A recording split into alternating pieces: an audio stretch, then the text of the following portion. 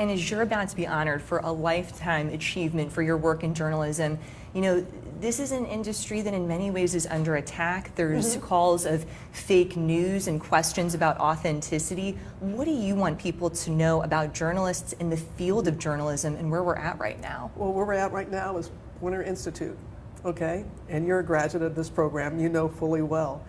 There are programs, there are organizations that are training journalists such as ourselves, and also realizing that there is mistrust and there's so much misinformation that is out there that you can understand why a viewer would be skeptical.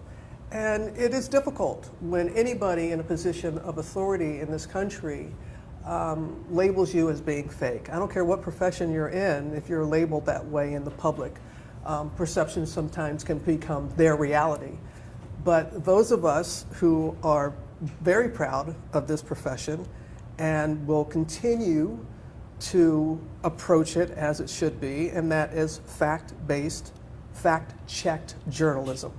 And so we have to, every time we're on the air or we're writing or whatever, earn the trust and know that that is something that is not given to us. It is something that we have to earn time and time again, and we're up for the challenge.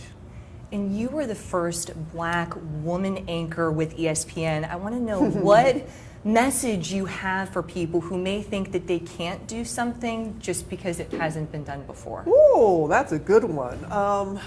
What is it? Many of us say I was happy to be the first, but I was going to be doggone sure I wasn't going to be the last. I knew that my margin of error was different than my white male counterpart, that if I failed, then it would be less likely that they would hire somebody who looked like me again. I didn't look at that as pressure. I welcomed it. It made me want to, okay, those are the ground rules, gotcha. So I'm going to be prepared. I'm going to do my work as anybody would in that position.